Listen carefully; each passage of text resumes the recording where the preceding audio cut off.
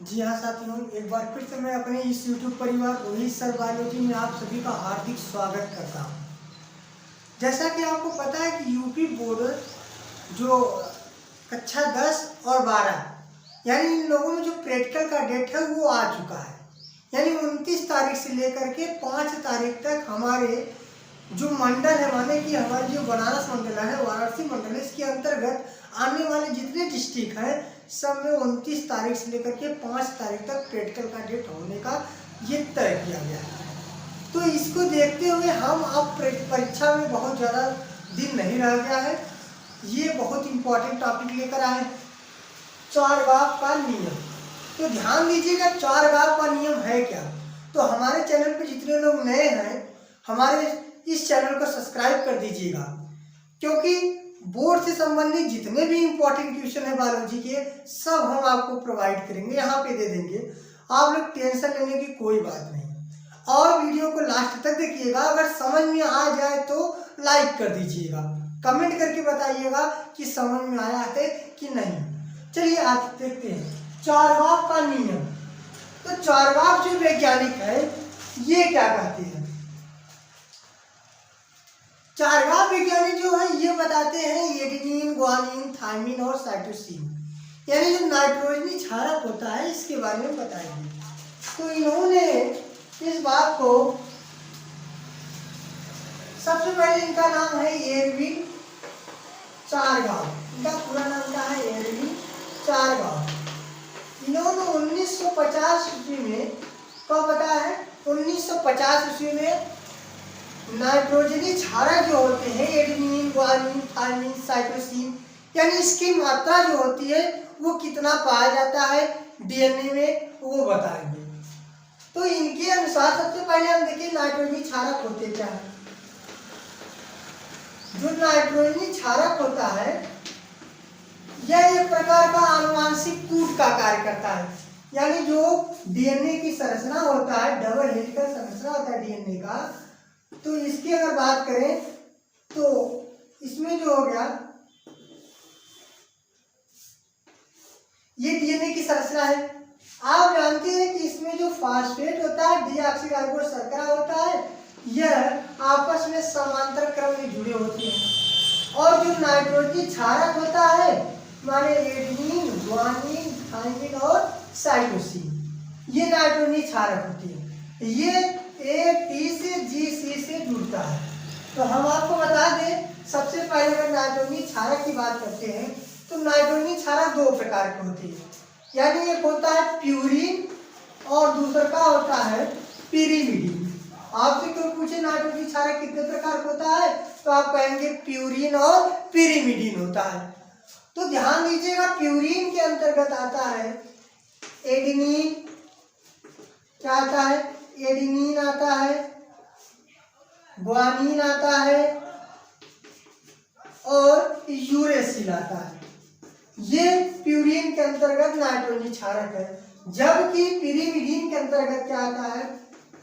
Thiamine और क्या आता है? साइटोसिन। ये जो होते नाइट्रोजनी क्षारक होते हैं। ध्यान से फिर देख लीजिए, नाइट्रोजनी क्षारक जो होता है दो प्रकार का होता है, प्यूरिन होता है और पिरिमिडिन होता है। प्यूरिन जो होता है तीन प्रकार का होता है। पहला होता है एडेनिन, दूसरा का होता है ग्वानिन, तीसरा होता है यूरेसिल, और पिरिमिडिन जो होता है वो होता है थायमिन और साइटोसिन होता है। अब ये नाइट्रोजनी क्षारक, लेकिन डीएनए तथा आरएनए में अंतर होता है, क्योंकि जो डीएनए होता है उनमें नाइट्रोजनी क्षारक के रूप में प्यूरिन और पिरिमिडिन पाया जाएगा। जबकि आपको बता चुके हैं कि प्यूरिन के अंतर्गत पाया जाएगा एडेनिन और भैया क्या पाया जाएगा? ग्वानिन। आप कह सकते हैं कि डीएनए में यूरेसिल नहीं पाया जाता, सिर्फ एडेनिन पाया जाएगा और ग्वानिन पाया जाएगा। जबकि अगर पिरिमिडिन की बात करें तो इसमें थायमिन और साइटोसिन दोनों पाया जाएगा।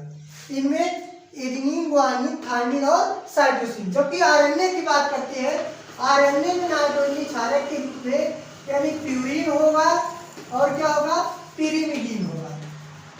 प्यूरिन होगा और पिरिमिडिन होगा। प्यूरिन के अंतर्गत एडेनिन होगा और ग्वानिन होगा।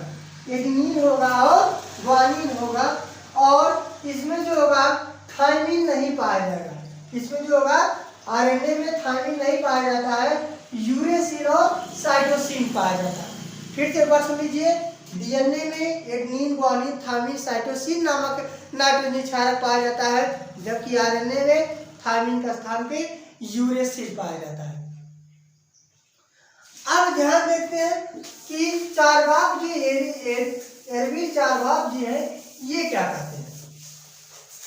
एरविल जो चार्वाक जी है ये क्या कहते हैं, ये कह रहे हैं कि ये पहले बात अपने कह रहे हैं कि एक जाति में कोई भी जाति हो, कोई एक जाति में अगर उसके जो डीएनए है, यानी उसके डीएनए में प्यूरिन की मात्रा, जो प्यूरिन पाया जाता है, प्यूरिन की मात्रा पिरीमिडीन की मात्रा के बराबर होती है।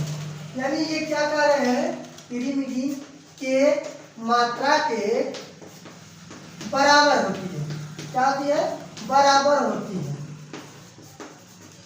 मतलब कोई एक जीव है, कोई भी जीव है, उसके डीएनए में जितना प्यूरिन पाया जाएगा, जितना प्यूरिन पाया जाएगा उतना ही पिरीमिडीन पाया जाएगा। आप जानते हैं कि प्यूरिन को ए और जी कहते हैं और पिरीमिडीन को कहते हैं टी और सी कहते हैं। माने कि जितना एजी पाया जाएगा उतना ही टीसी पाया जाएगा। यानी कि एक ही जाति में प्यूरिन की मात्रा पिरीमिडीन की मात्रा के बराबर होगी। यानी प्यूरिन की मात्रा हमेशा किसके बराबर होगी, पिरीमिडीन के बराबर होगी। यानी अगर जितना एजी पाया जाएगा उतना ही टीसी पाए जाएंगे। अगर नहीं समझ में आए तो ऐसे समझिए, जैसे आप जानते हैं कि डीएनए का जो स्ट्रक्चर होता है वो डबल हेलिकल होता है, माने द्विरज्जुक होता है, और ए हमेशा किससे जुड़ेगा, टी से जुड़ता है। क्योंकि वाटसन और क्रिक डीएनए के जो द्विकुंडलीय मॉडल प्रस्तुत कर रहे थे उसमें कहे हैं कि एडेनिन हमेशा डबल बॉन्ड से थायमिन से जुड़ता है और ग्वानिन हमेशा ट्रिपल बॉन्ड से साइटोसिन से जुड़ता है। ये भैया जो डीएनए का जो द्विकुंडलीय मॉडल प्रस्तुत किया जा रहा था तो उस समय की ये बात बताई गई थी। और ये बात बताया किसने था, वाटसन और क्रिक नामक वैज्ञानिक बताए थे। तो ध्यान दीजिए, अगर ए है तो किससे जुड़ेगा, टी से, और चाहे टी है किससे जुड़ेगा, ए से। बात समझ में आए, चाहे ए टी से जुड़े चाहे टी ए से जुड़े। अगला है जी हमेशा किससे जुड़ता है, सी से जुड़ता है, या फिर कह सकते हैं सी हमेशा किससे जुड़ता है, जी से जुड़ता है। बात समझ में आए, या ऐसे भी कह सकते हैं ए हमेशा टी से, टी हमेशा सी से, जी हमेशा टी हमेशा ए से जुड़ेगा, जी हमेशा सी से और सी हमेशा जी से जुड़ेगा। ये बात इन्होंने बताया है। इसमें क्या कहते हैं, पहली बात इनकी देखिए, इन्होंने कहा कि एक जाति में प्यूरिन की मात्रा पिरीमिडीन की मात्रा के बराबर होती है। यानी जितना प्यूरिन पाया जाएगा उतना पिरीमिडीन पाया जाएगा। अब आपको पता होगा कि प्यूरिन को ए और जी कहते हैं और प्यूरिन को क्या कहते हैं, ए और जी कहते हैं, और पिरीमिडीन को टी और सी कहते हैं। माने हमेशा एक ही मात्रा, ए जी की मात्रा हमेशा टी सी के बराबर होगी।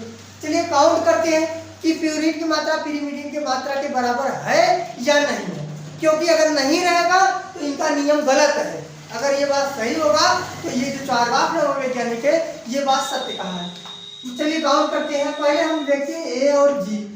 ए को काउंट करते हैं, 1 2 3 4, यानी ए की मात्रा कितना आया है, 4 आया है। जी को काउंट करते हैं, 1 2 3 और 4। देखिए भैया जी भी आ हुआ, जी भी कितना है, 4 है। यानी ए और जी 4 है, यानी टोटल ए जी की मात्रा कितना आ गया है, 8 हो गया है। यानी प्यूरिन की मात्रा कितना आया है, 8 आया है। अब इन्होंने कहा कि प्यूरिन की मात्रा पिरीमिडीन की मात्रा के बराबर होती है। तो देखिए पिरीमिडीन क्या था, टी और सी है। टी काउंट करते हैं, 1 2 3 और 4, ये भी 4 आया है, ये भी 4 आ गया है।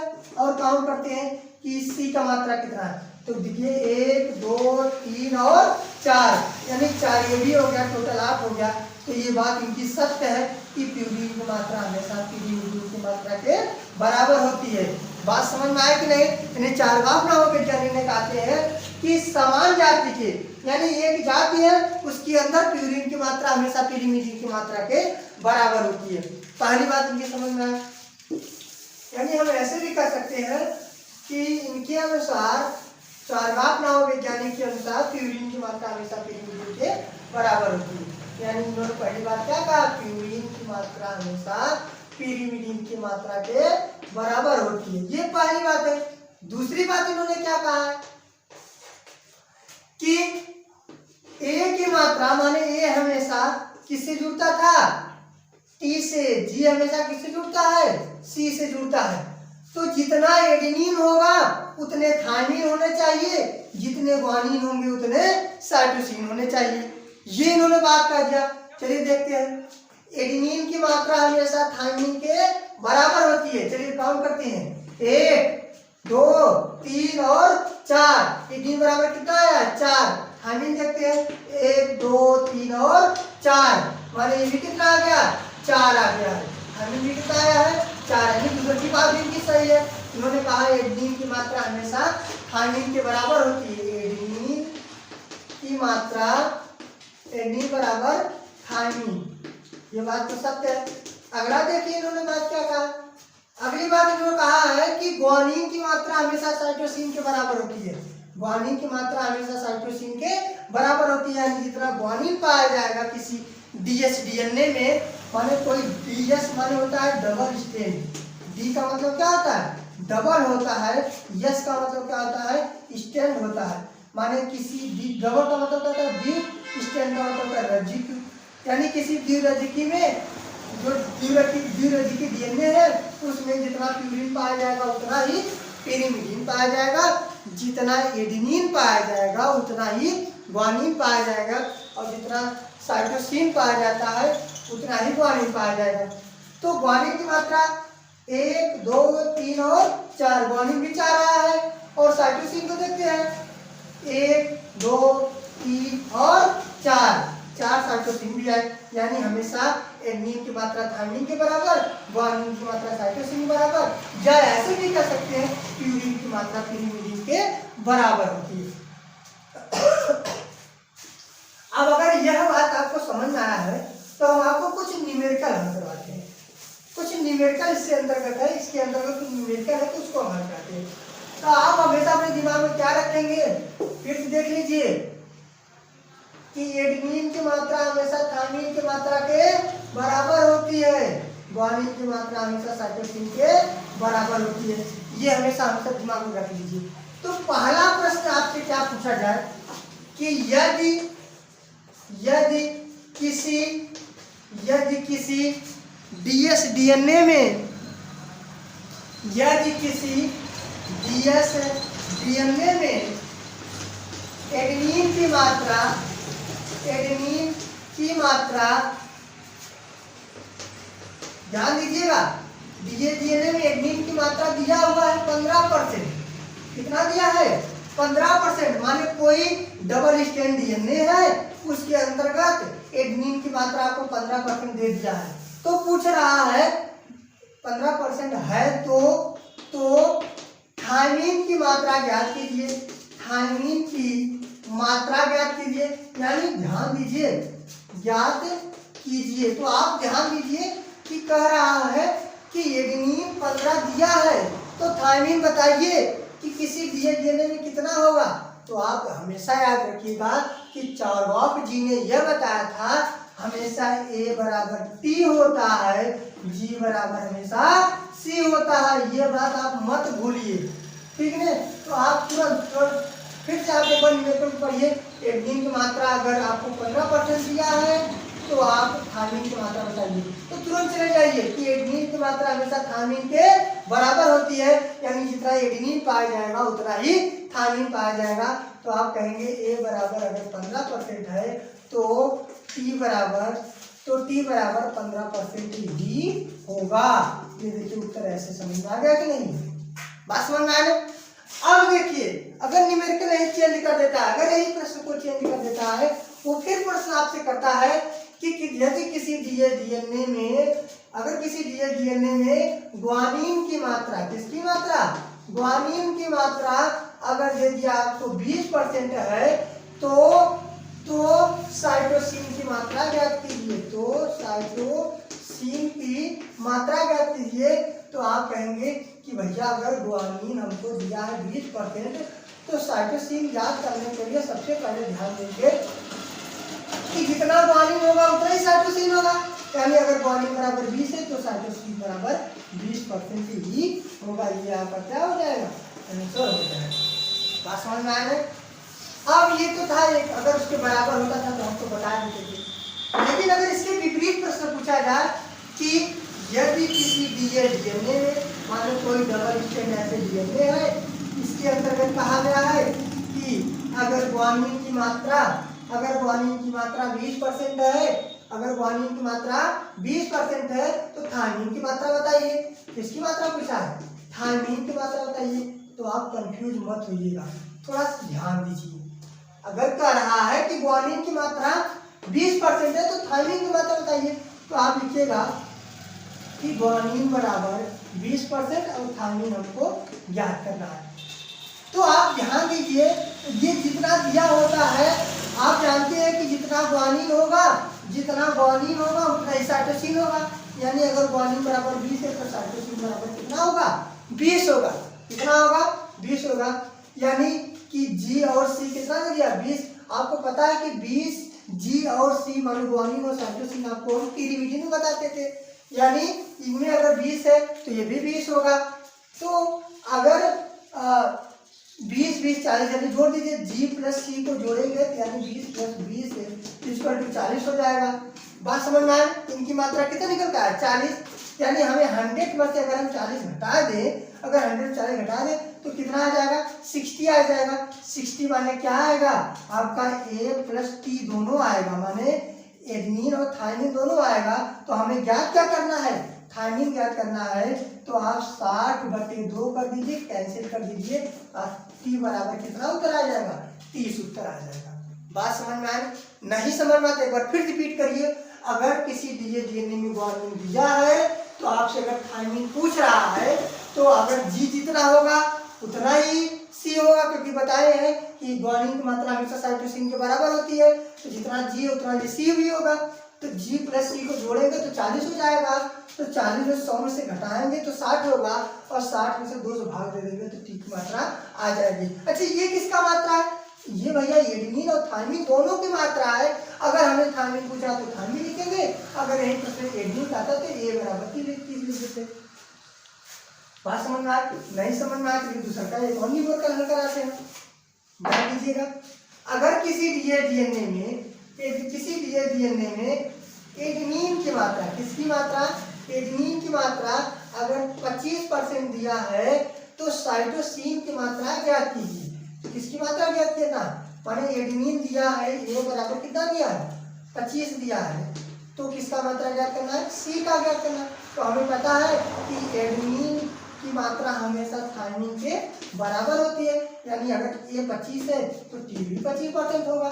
बात समझ में आया? यानी 25% प्लस 25% हम ऐड कर देंगे, टोटल आ जाएगा 50 आ जाएगा। यानी यह ए प्लस टी बराबर कितना हो गए, 50 हो गए। अगर हम 100 में से 50 घटा दें तो कितना आएगा, 25% आएगा। 25% आएगा, सॉरी, अगर 100 में से 50 घटाएंगे तो 50 आ जाएगा। यानी जी प्लस सी का वैल्यू कितना आ जाएगा, 50 आएगा।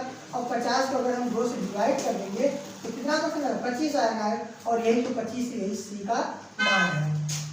तो हमें उम्मीद होगा आप लोगों को ये चारघात का नियम जरूर समझ में आया होगा। तो एक बार जल्दी जल्दी रिपीट करिए कि चारघात नामक वैज्ञानिक ने बताया है किसी डबल स्ट्रैंड डीएनए में, अगर किसी डबल स्ट्रैंड डीएनए है उसमें जितना प्यूरिन पाया जाएगा उतना ही pyrimidine पाया जाएगा।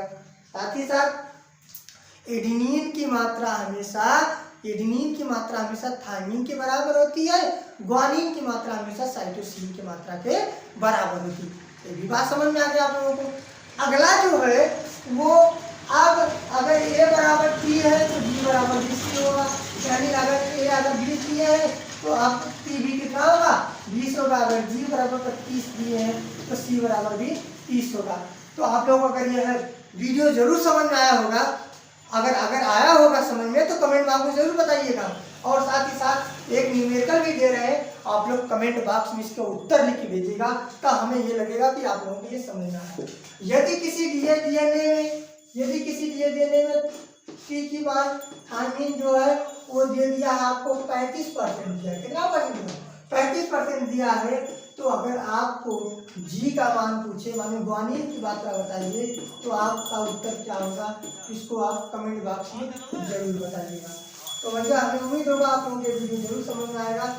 आप लोग से यकीन निवेदन है, रिक्वेस्ट है कि आप लोग हमारे चैनल को सब्सक्राइब कर दीजिएगा अगर नए हो तो, और अपने दोस्तों तक शेयर कर दीजिएगा ताकि उनको भी यूपी बोर्ड में मदद मिल सके। परीक्षा से संबंधित जो भी क्वेश्चन होगा हम आपको बारी बारी रिप्लाई कराते रहेंगे। तब तक के लिए नमस्कार, धन्यवाद।